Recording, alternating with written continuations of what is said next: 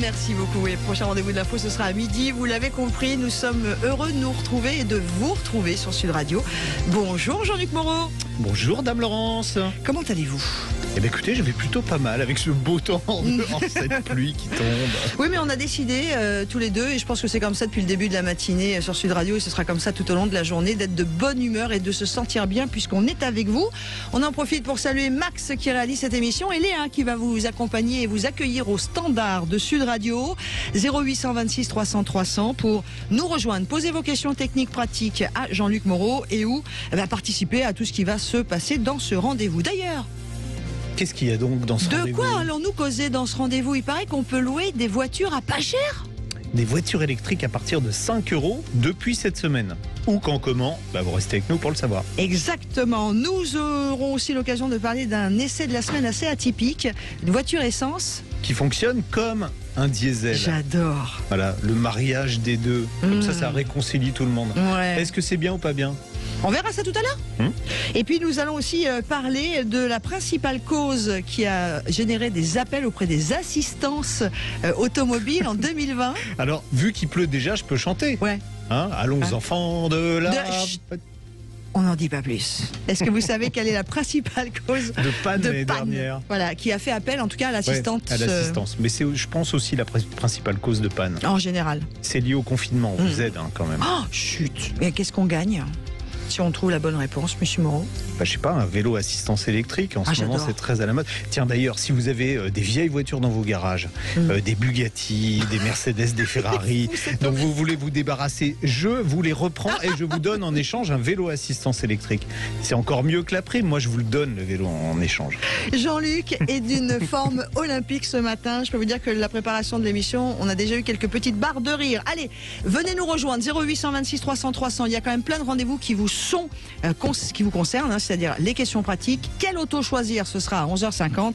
Eh bien, on commence déjà avec vous pour la première question de l'émission.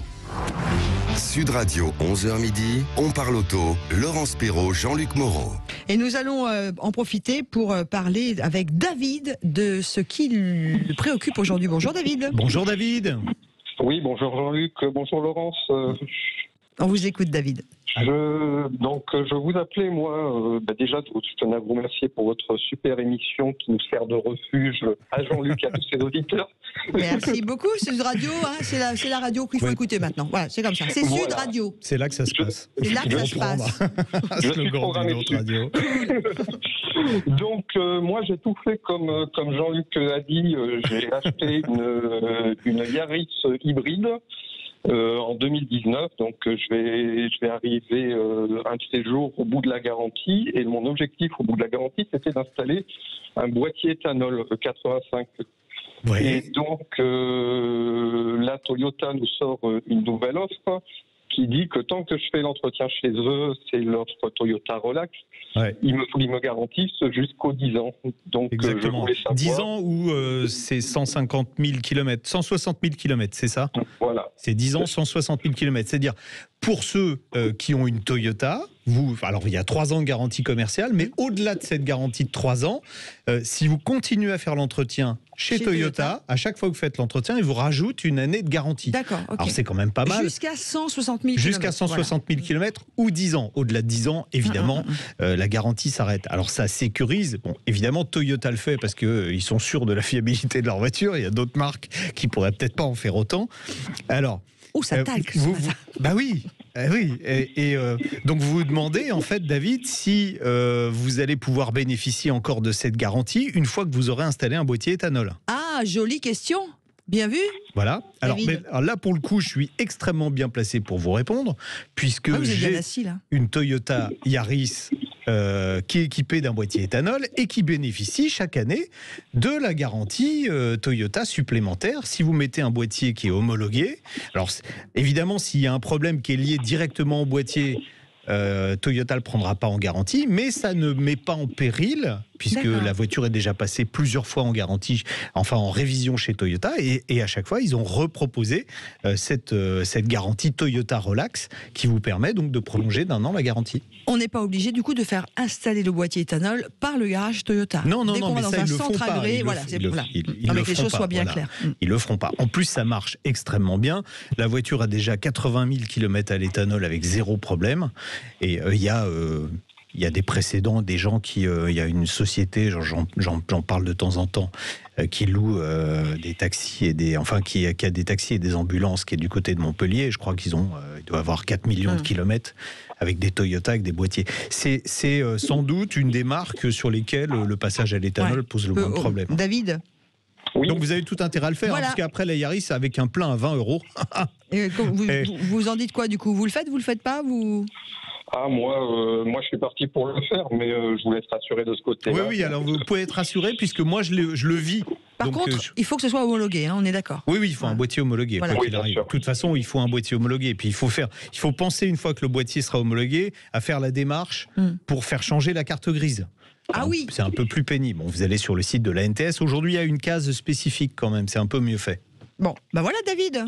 D'accord, merci beaucoup pour tous ces renseignements. De rien. Bonne journée. Merci David, au revoir. Bonne route. Au revoir. Allez, dans quelques instants, nous allons aussi avoir le bonheur de découvrir à 11h30 exactement la voiture que vous avez testée, Monsieur Moreau.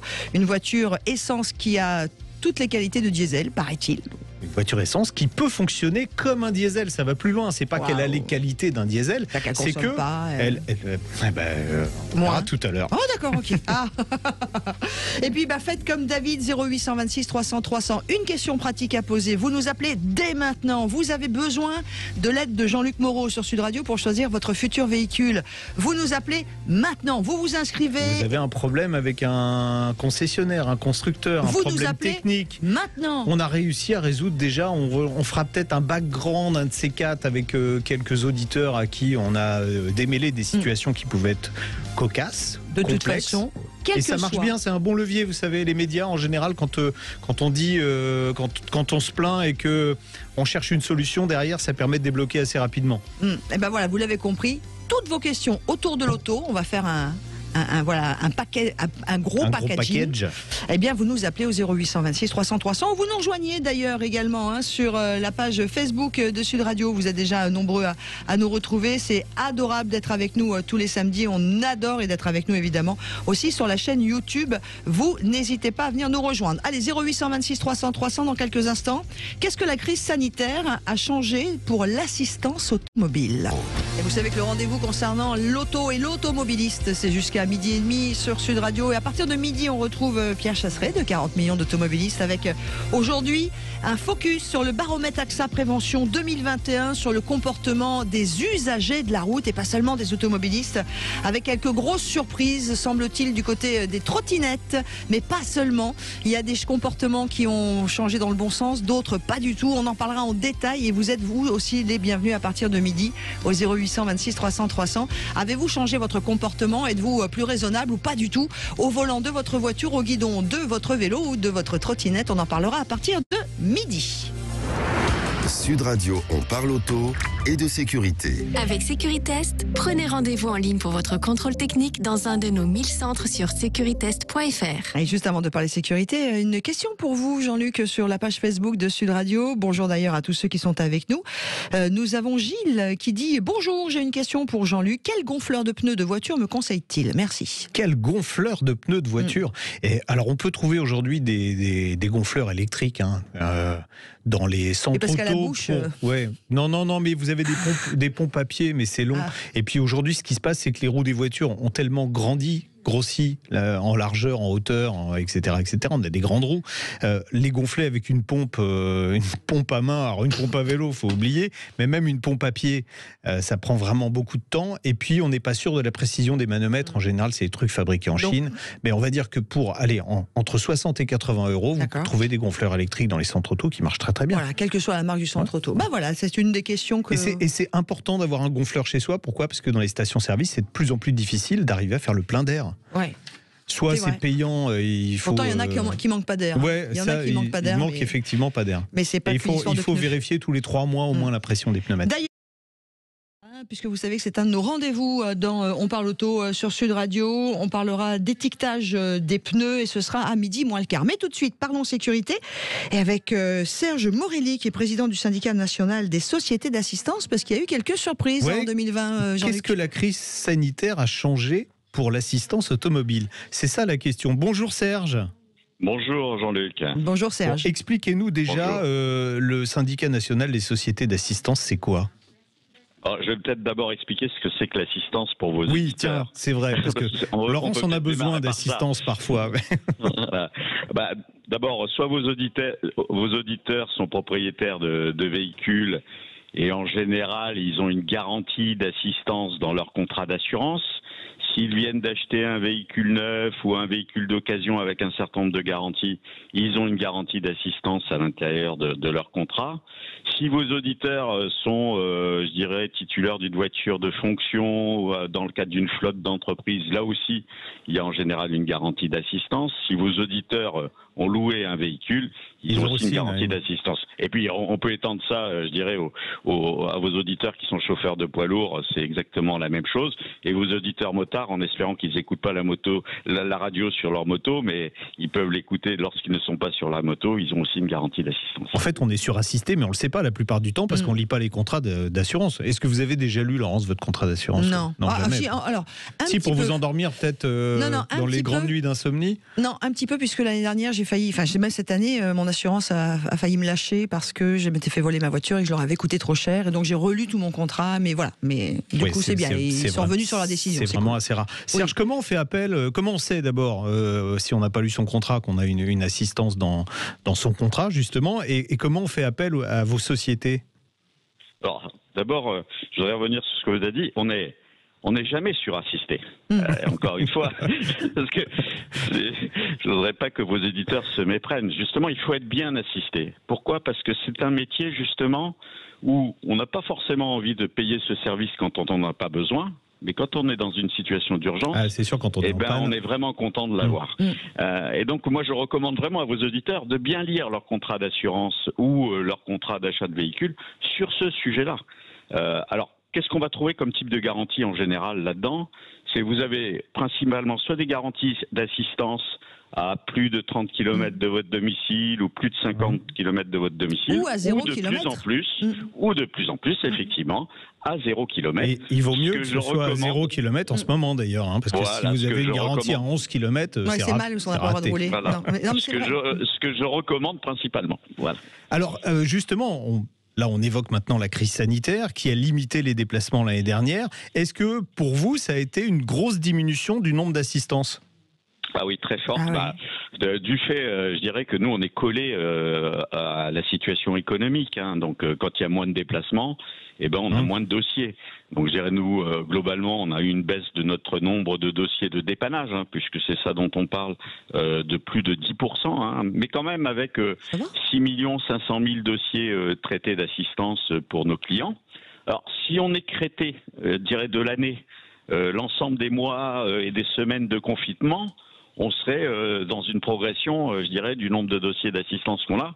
Et c'est bien normal puisque c'est lié à l'âge moyen du parc de véhicules que vous allez trouver en France qui a plus de 10 ans. J'ai une question, Serge Morelli, parce que je suis une femme d'argent, donc moi j'aime bien qu'on parle de sous aussi et j'ai aucun problème avec ça. Il n'y a pas que les femmes qui sont d'argent, madame. Mais il y en a qui sont d'or. Il y en a qui sont d'or ou d'autres de bronze. Et puis certains mecs sont en tôle même. Oui. Comment vous financez votre assistance? Et donc quand nous on paye notre assurance, il y a une partie de cette somme qui vous revient?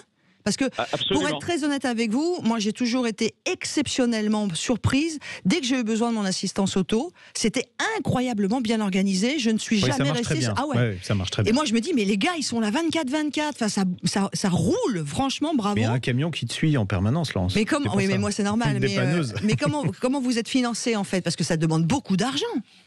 Oui, alors d'abord, merci de rendre hommage à nos chargés de clientèle, parce que c'est vraiment un métier particulier. Les chargés de clientèle, ce sont des collaborateurs qui sont là 24 heures sur 24, 7 jours sur 7, pour répondre à nos clients. Mais derrière ces collaborateurs, je veux aussi souligner le fait que nous avons des accords particuliers avec nos partenaires dépanneurs, sans qui nous serions rien, parce que nous organisons le service, mais derrière, il faut bien des dépanneurs qui viennent nous... Et qui sont très bien aussi. Hein. Voilà, et qui sont vraiment parfaits. Et si vous voulez, on pourra y revenir lors d'une prochaine fois. Alors, comment on est financé ? C'est très simple. Hein. C'est si je prends le cas de l'assurance, hein, parce que c'est le cas le plus simple, hein, mais ça peut être répliqué sur les autres modèles que j'ai cités tout à l'heure. Vous payez une prime d'assurance. À l'intérieur de cette prime d'assurance, il y a une garantie d'assistance. Et c'est l'assureur qui va reverser une partie de cette prime d'assurance à l'assisteur pour que l'assisteur puisse exercer son métier. D'accord. Alors, l'année dernière, vous avez dit moins d'interventions, 10% de moins. En revanche, est-ce que...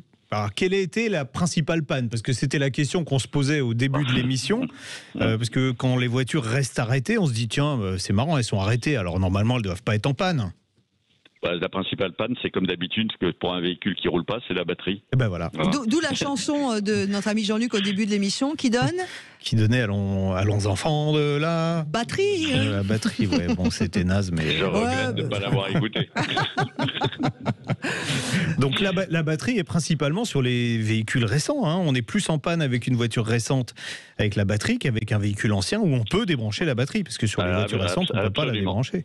Absolument. Alors c'est pour ça qu'il faut recommander à vos auditeurs de ne pas hésiter, lorsque c'est facile pour eux, bien sûr, d'avoir des chargeurs permanents de batterie qui permettent d'éviter ce type de problème. Et puis le deuxième sujet qu'on a, c'est les pneus. Clairement. Oui, aussi. Voilà, c'est les deux grands sujets. Et les assisteurs, en fait, on a ça de particulier parce qu'on a beaucoup changé nos métiers. C'est sur ce type de panne, on intervient sur place. Ok, d'accord. Ce qui a généré, même si on a eu moins de dossiers, on a eu plus de coûts pour cette raison-là. Et puis une deuxième raison, il a fallu satisfaire quand même les pics d'activité parce que au global de l'année, il y a moins de dossiers. Mais sur certaines périodes, il y a plus de dossiers. Serré. Et s'il y a plus de dossiers, il faut que derrière, on soit capable de satisfaire la demande de clients. Et là, on a été obligé d'embaucher, de faire des heures supplémentaires. Et je précise que les assisteurs, dans un grand élan de solidarité et d'exemplarité, n'ont pas fait appel, je dirais, au chômage partiel. Ce qui a été un grand sens de responsabilité. C'était bien de faire un point, Serge Morelli, vous qui êtes président du syndicat national des sociétés d'assistance. Et encore un grand bravo à ceux qui bossent pour nous quand on a besoin d'eux. Ils sont toujours au rendez-vous et de façon très agréable. Merci beaucoup. Bon week-end sur Sud Radio. Merci. Au revoir Serge. Tout de suite, on parle auto avec Jean-Luc Moreau sur Sud Radio. Question pratique. Sud Radio, on parle auto et de sécurité. Avec Sécuritest, prenez rendez-vous en ligne pour votre contrôle technique dans un de nos 1000 centres sur sécuritest.fr. Jean-François est avec nous. Bonjour Jean-François. Bonjour Laurence, bonjour Jean-Luc. Bonjour Jean-François. Écoute votre question. Ouais, j'ai une petite question sur les Toyota hybrides. Je sais que Jean-Luc adore ces voitures. On vend du Toyota. Il va falloir qu'ils mettent de l'argent. C'est de la pub là. Il y a Mazda, il y a Hyundai, il y a Renault, il y a Peugeot. Il va y avoir des petites valises qui se baladent. Allez, on vous écoute. Il nous reste 3 minutes. Excusez-moi de vous bousculer un petit peu. Ouais, me bousculez pas trop fort quand même. Jamais, tout en douceur. Un CHR. J'hésite entre le 122 et le 180. La grosse différence, ça serait quoi ? La grosse différence, vous venez de la citer. Non, la grosse différence, c'est le phénomène de patinage à l'accélération. C'est ça la plus grosse différence. Si vous avez jamais roulé en hybride Toyota, je vous conseille pas le 122 chevaux. Pourquoi ? Parce que, alors, il reprend la mécanique de la Prius 4, mais il reprend la mécanique de la Prius 4 à un détail près, c'est que, comme la voiture a un look un petit peu agressif, ils ont voulu faire un comportement un peu plus sportif que sur une Prius, et pour être en adéquation avec ce comportement, ils ont réduit la démultiplication finale de la transmission. C'est un peu technique ça, mais ça veut dire quoi ? Ça veut dire que quand on est dans les phases d'accélération, le moteur thermique va prendre des tours plus rapidement et plus haut qu'avec une Prius. Alors sur la Prius 4, ils avaient bien réduit ce phénomène désagréable que j'appelle l'effet mobilette, et tout le monde comprend de quoi il s'agit exactement. Sur le CHR, il est plus marqué qu'il n'est sur la Prius. Donc c'était pour moi le principal défaut de la voiture, hormis le fait que c'est pas une familiale, faut bien l'avoir présent à l'esprit, le coffre est pas immense, il n'y a pas beaucoup de place derrière, mais le principal défaut c'était ça. Et ce défaut, il est en très grande partie gommé par le moteur de plus forte cylindrée et plus puissant qu'il y a sur la version 184 chevaux. Donc si vous avez jamais roulé avec un hybride Toyota, je vous conseille plutôt, si vous avez évidemment le budget, c'est parce que c'est pas tout à fait le même tarif. En matière de consommation, après, la différence, elle n'est pas monstrueuse. Vous vous rendez compte que en fait, le moteur plus puissant va justement fonctionner dans des plages de rendement qui sont un peu plus favorables que le moteur moins puissant, et vous avez, allez, on va dire 0,2 litres d'écart de conso, c'est négligeable. Enfin, tout dépend évidemment de votre style de conduite et du type de trajet que vous faites, mais on va dire à conducteur équivalent, vous aurez 0,2 litres d'écart. Voilà. Ouais, je l'ai essayé en 122. C'est vrai que le mode patinage, ça m'a pas. Ah ouais, c'est très marqué sur cette voiture-là. Moi, j'ai été déçu quand je l'ai essayé à l'époque, parce que je me suis dit, tiens, c'est un retour en arrière. Parce qu'on avait essayé la Prius 4 avant, et je me suis dit, ouais, ils ont bien progressé sur ce problème, parce qu'on va appeler ça un problème, et le CHR était revenu en arrière. Bon, ben voilà. Bah, vous Ok, bon, je vais me tourner vers le 180. Vous l'achetez d'occasion ? Ouais, je vais l'acheter d'occasion. Ouais, de toute façon, alors la fiabilité, vous pouvez presque y aller les yeux fermés, c'est l'avantage. Ok, bon, super. Merci beaucoup. Je vous en prie, Jean-François, bonne journée. Merci Bonne Jean-François. journée, merci beaucoup. Autre question rapide avant la pause, c'est sur Facebook, puisque vous êtes nombreux à nous retrouver sur la page Sud Radio de Facebook Sud Radio, et il y a Johan qui dit: je suis en train de peser le pour ou le contre pour une Dacia Sandero GPL pour des petits trajets maison course travail, sachant que la nouvelle Sandero n'est pas ridicule à côté de la Clio 5 avec la motorisation. Franchement, faut pas hésiter. Ok. Alors là, mais c'est aujourd'hui, je le redis, la meilleure affaire du marché, c'est la Dacia Sandero GPL. Voilà, ça c'est qui clair. fait GPL essence. Net, voilà. précis. Ouais. Réponse de Jean-Luc Meurot en 2 secondes. On a battu un record, c'est sur Sud Radio. Allez, ça roule avec vous, évidemment, mon Jean-Luc. Vous n'hésitez pas à nous retrouver. Tiens, puisque je vous parle de ça roule, rendez-vous à partir de midi. On parlera du comportement des usagers de la route. Mais dans quelques minutes, quelle voiture acheter? Ce sera 11h50 avec vous, Jean-Luc. La voiture et l'environnement, eh bien, on parlera en l'occurrence de la location d'une voiture électrique. D'une Dacia, tiens. Ouais, à 5 euros. À 5 euros. 5 euros pour une voiture électrique. Et puis l'essai de la semaine, c'est une Mazda. Est-ce qu'on a le volant et les roues à 5 euros? On verra. Luc Moreau. Et à exactement 11h30, Jean-Luc, nous sommes d'une ponctualité à la seconde près. Eh bien, c'est le moment de l'essai auto de la journée avec notre ami Jean-Luc Moreau. Attention, on y va, on prend le volant en direction une Mazda 3 e-Sky Active X. Alors, c'est pas facile à dire.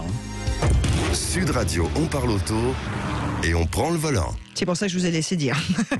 Alors, vous m'avez vendu cette chronique en me disant: je vais vous parler, Laurence, d'une voiture essence qui a tout d'un diesel. Qui fonctionne parfois comme un diesel. Alors déjà, c'est un véhicule original. Alors, c'est pas un SUV. Et c'est pas une voiture électrique. C'est la voiture avec laquelle vous êtes venu il y a 2 semaines. Ouais, c'est ça. Qui est absolument sublime. Ouais. Alors c'est une familiale compacte, la Mazda 3, pour ceux qui connaissent pas, concurrente d'une Peugeot 308, avec un look qui va vers la Lexus. Ouais, avec un long capot. Et c'est vrai que ça lui donne une esthétique, moi je trouve plutôt réussie. Un peu, alors à l'intérieur, avec un traitement qui est aussi différent. Moi, je trouve très luxueux. J'aime bien la simplicité. J'aime pas quand il y a des boutons partout. J'aime pas quand c'est quand ça fait toc, quand c'est exubérant. Et là, c'est épuré, chic. C'est un peu dans l'esprit Volvo, mais dans un style différent. D'accord. Alors en plus, c'était une version exécutive que j'avais avec un intérieur cuir très très joli. On ne se refuse rien. Une voiture dans laquelle on se sent bien. Alors, c'est des partis pris de Mazda qui fait pas le contraire, mais qui fait différemment des autres constructeurs automobiles.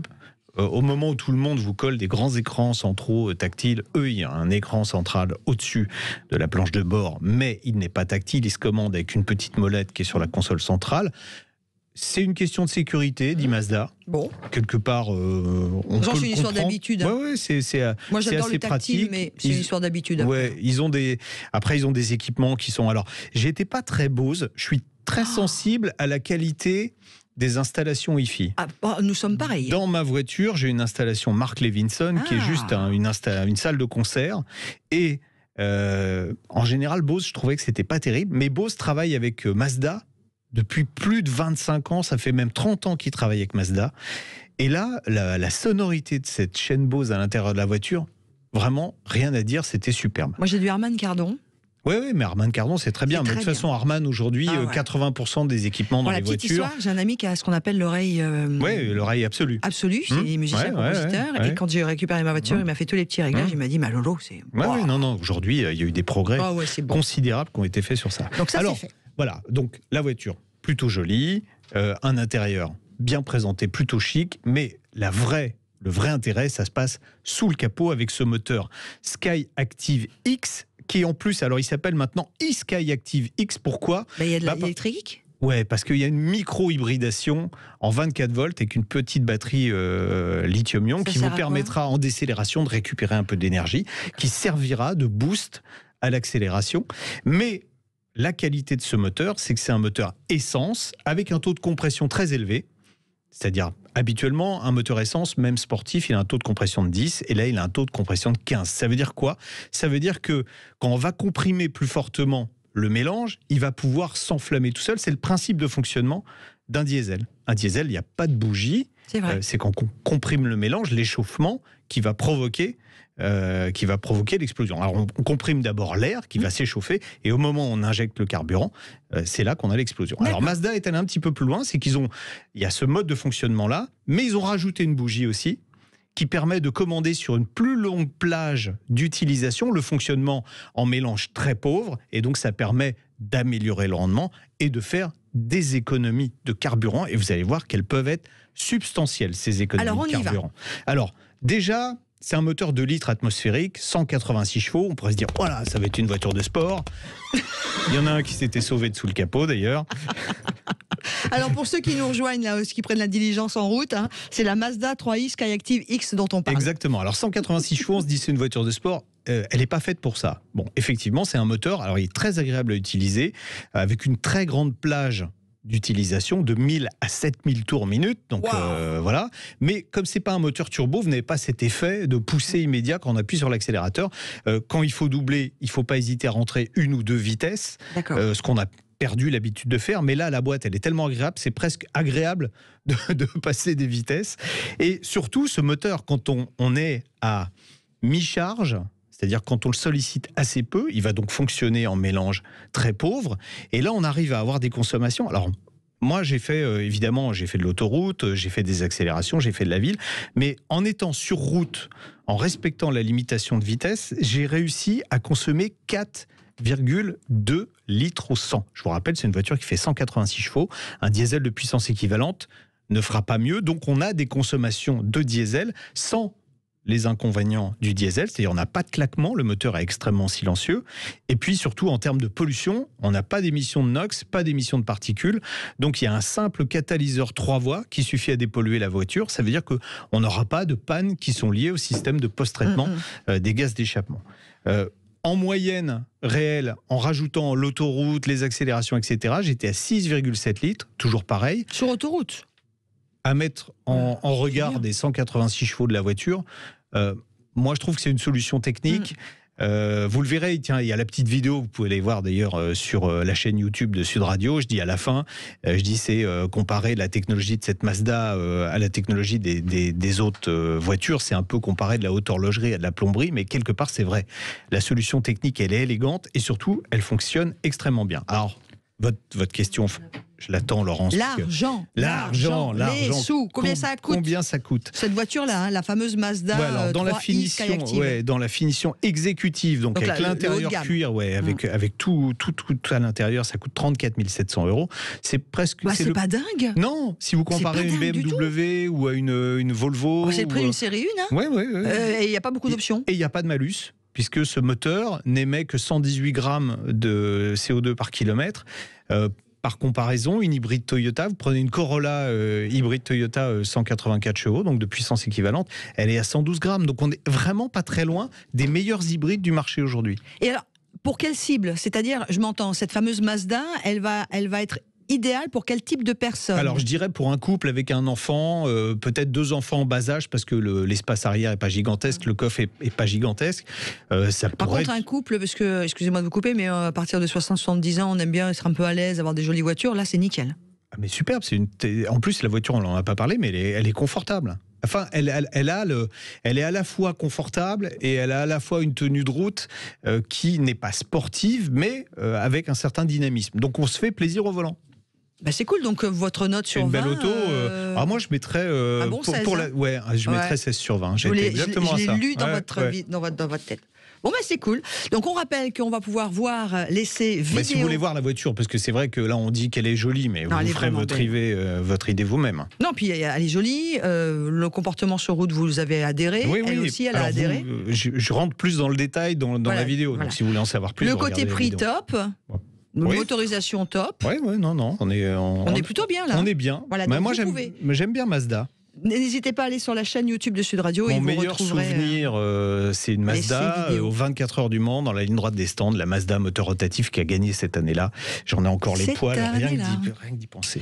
Dites, vous savez ce qu'on va faire maintenant? On va parler d'environnement, vous êtes d'accord? Yes. Ah tiens, d'ailleurs, petite réflexion sur la page Facebook de Sud Radio. C'est Johan qui nous dit Mazda, c'est encore une entreprise avec de vrais ingénieurs motoristes. Ils sont moins marketing que les marques européennes ou américaines, mais vraiment efficaces. C'est vrai. Voilà, c'est vrai. On a affaire qu'à des spécialistes dans cette émission. Mazda, c'est de la bombe, et je dis pas ça parce qu'ils sont à Hiroshima au Japon.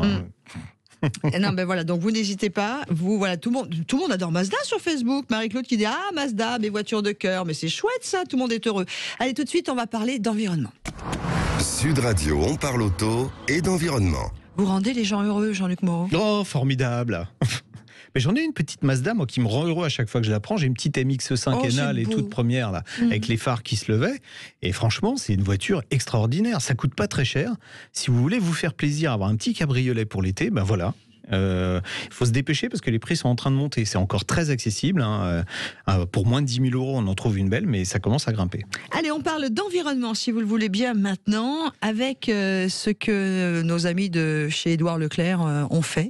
Une voiture à 5 euros par jour. Ouais, il vous propose la Dacia Spring. C'était l'essai il y a 3 semaines. Donc cette Dacia électrique qui entend démocratiser l'électrique. Qui a 12 000 euros à peu près sur le papier en gros à l'achat. Voilà, 14 000 euros. Bon, en fait, il vous la propose à 5 euros par jour. Il y a 510 agences Leclerc Location qui vont vous proposer la location de cette voiture. Alors j'ai voulu en savoir un petit peu plus quand même. Je me suis dit tiens, est-ce que aujourd'hui, on peut louer cette fameuse Dacia. Elle est arrivée cette semaine.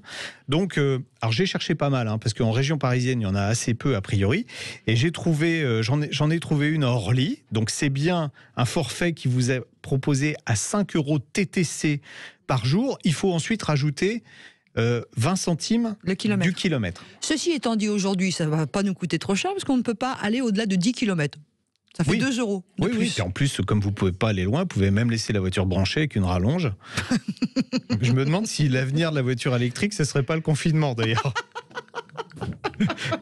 Non, on va dire que pour être sérieux, donc si vous louez cette voiture, vous faites 100 km, ça va vous coûter 27 euros pour 100 km. J'ai voulu comparer quand même, parce qu'il y a d'autres offres en véhicules thermiques chez Leclerc qui sont évidemment à bas prix. Alors j'ai pris une Twingo, ça coûte 4 euros TTC par jour, donc c'est moins cher. Ça coûte 17 centimes d'euros du kilomètre, donc c'est moins cher. Ça vous fait 21 euros pour la même location, mais par contre, l'électricité vous coûtera moins cher que le carburant. Alors ça vous coûtera d'autant moins cher que si vous allez faire vos courses dans les supermarchés Leclerc.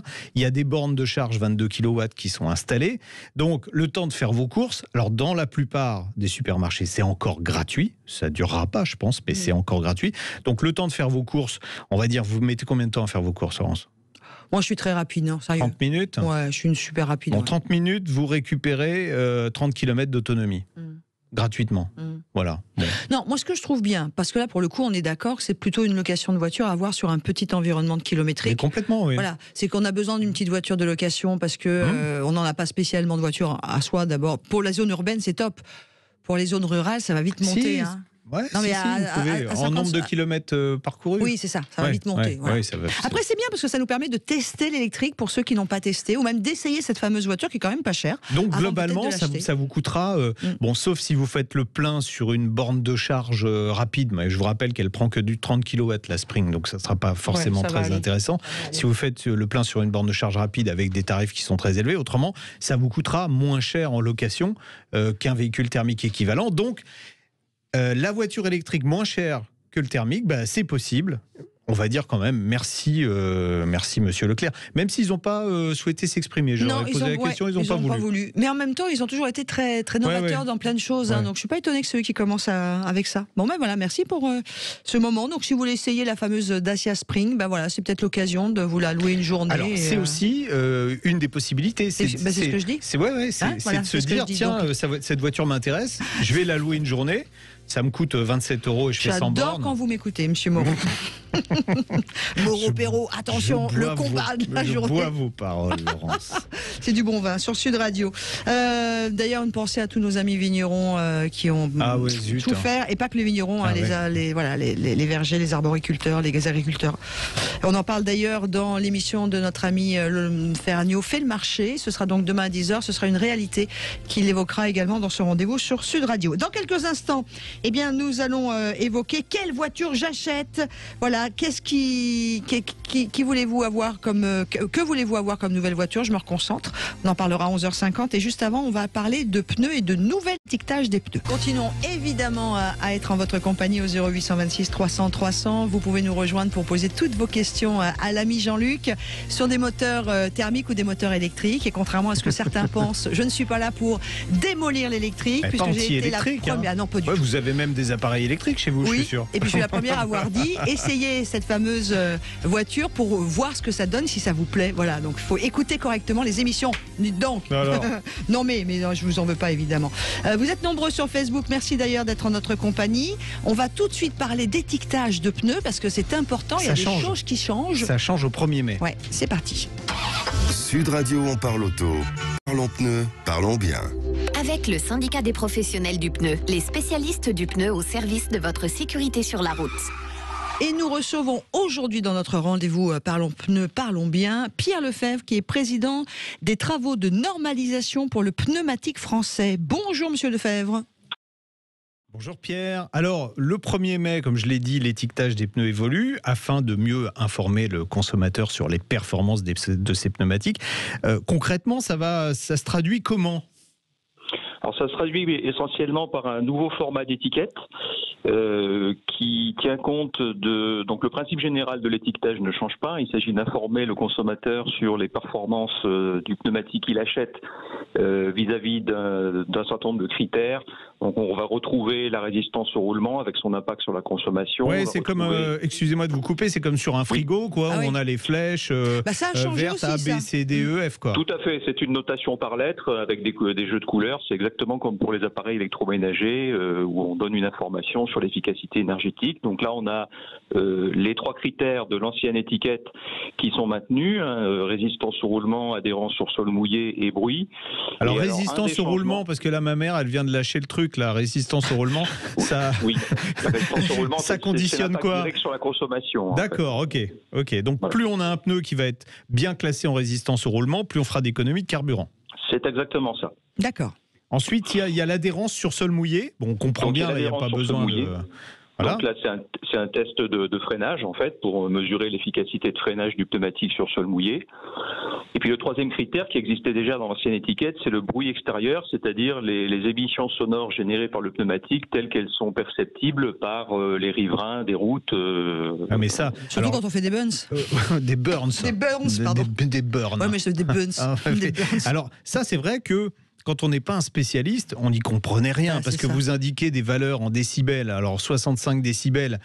Maintenant, au moins, il y a quand même une notation à baisser pour arriver à comprendre si c'est plus bruyant ou moins bruyant. Parce que c'est vrai que c'est une échelle logarithmique, les décibels. Donc tout le monde ne sait pas que tous les 3 décibels, on double le bruit, en fait. C'est ça. Tout à fait. C'est ça. Alors c'est vrai que l'information en décibels, elle est quand même maintenue. Par contre, on avait une notation dans l'ancienne étiquette qui était avec un nombre d'ondes colorées en noir, donc une onde, 2 ondes, 3 ondes qui n'était pas très lisible. Ouais. Donc ça a disparu et ça va être remplacé dans la nouvelle étiquette par une notation par lettre sur le même principe que les 2 autres notations pour la résistance au roulement et l'adhérence sur sol mouillé. Qu'est-ce qu'on va voir concrètement Déjà, première question, est-ce que vous pensez que la majorité des gens qui changent leurs pneus font attention à ça, pour être très honnête, ou est-ce qu'ils font confiance à leurs professionnels qui changent les pneus ? Alors effectivement, c'est une des faiblesses aujourd'hui du système d'étiquetage et bon, c'est quelque chose que l'industrie a fait valoir également auprès des autorités nationales et également européennes. C'est que c'est vrai qu'aujourd'hui, pour être tout à fait franc, la perception de l'étiquette et la compréhension de l'étiquette par l'utilisateur, notamment l'utilisateur non professionnel, est largement perfectible. Dire que la nouvelle étiquette résoudra totalement le problème, ça serait extrêmement optimiste, extrêmement présomptueux. Néanmoins, on espère qu'on a quand même apporté quelques éléments de clarification, d'autant qu'il y a un deuxième grand changement qui est apporté par cette nouvelle étiquette, c'est que le consommateur aura la possibilité d'accéder à l'étiquette et à l'information technique qui va avec via une base de données publique. Donc il y a un flash code qui est sur l'étiquette. Voilà, donc il y a un flash code sur l'étiquette, ça c'est une grande nouveauté qui va permettre de pointer sur une base de données européenne. Alors cette base de données, elle existe déjà dans sa structure puisque c'est la même qui est utilisée pour les appareils électroménagers dont on parlait tout à l'heure. Très bien. Et ça permettra donc elle sera alimentée par les manufacturiers de pneumatiques qui encoderont dans cette base un certain nombre d'informations. Une partie de ces informations sont privées, c'est-à-dire qu'elles sont réservées aux autorités de surveillance du marché, donc et réglementaires des différents pays.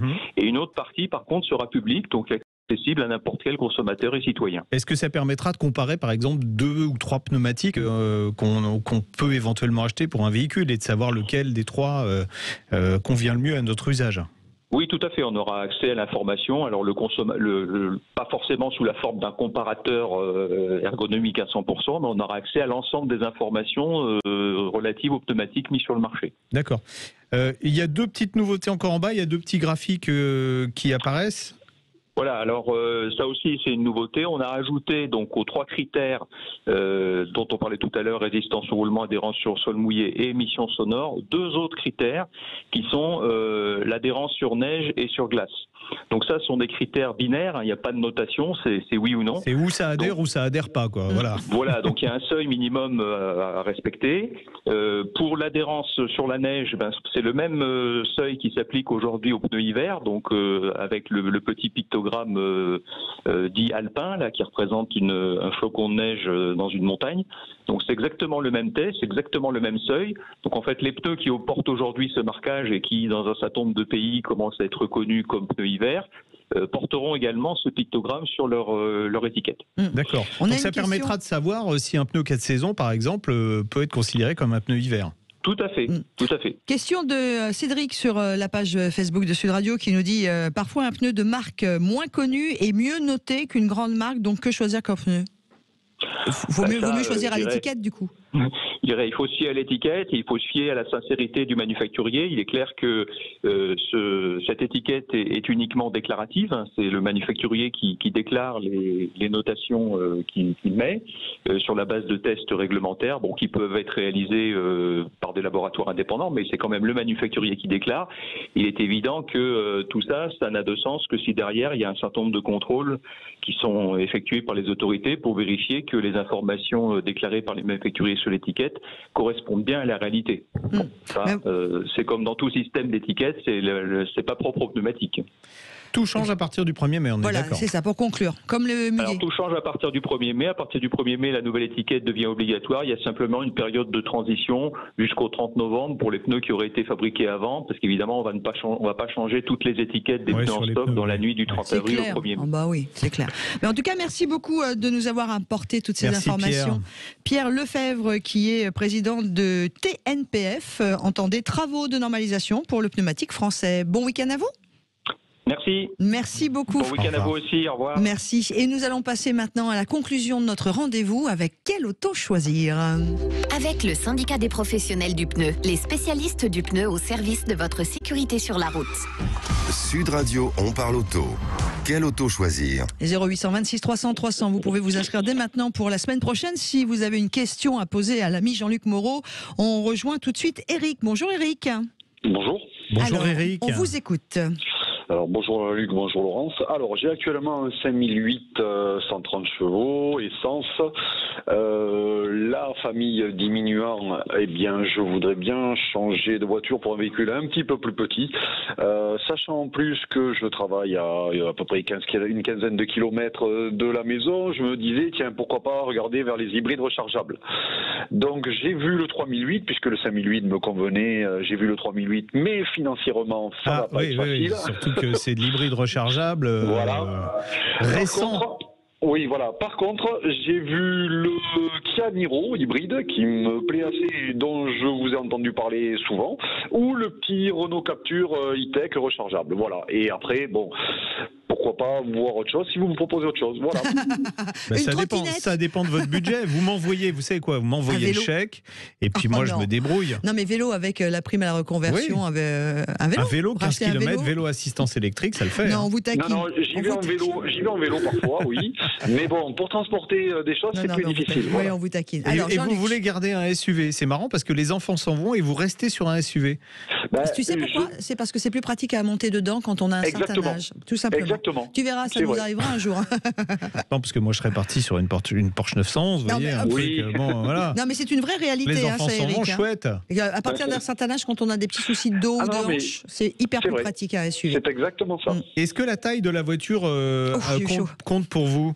Alors, pas la taille de la voiture. Par contre, j'ai une petite précision à apporter. C'est que j'aimerais mettre un attelage puisque j'ai besoin de tracter, entre guillemets, une petite remorque où je mets des matériaux, mais surtout un porte-vélo, 4 vélos, puisqu'on se balade souvent avec les vélos.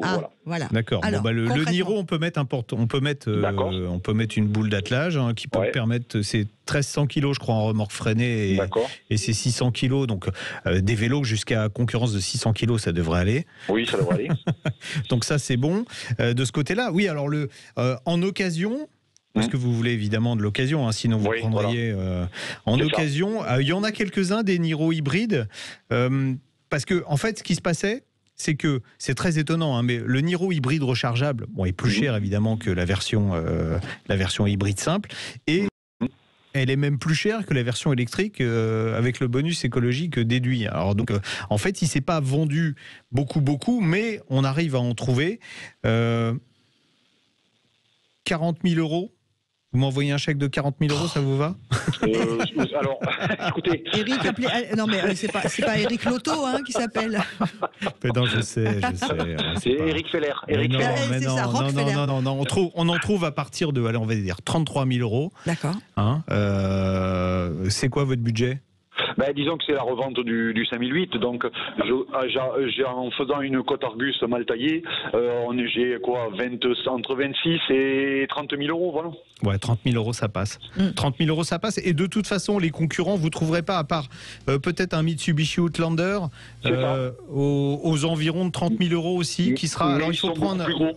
c'est beaucoup plus gros. Pour conclure, parce il faut prendre un modèle surtout à partir de 2019, c'est-à-dire la dernière génération avec le moteur 2,4 litres Atkinson, qui est beaucoup mieux, qui consomme moins la voiture. Mitsubishi Outlander. Super. Voilà. Mais c'est un véhicule beaucoup plus gros.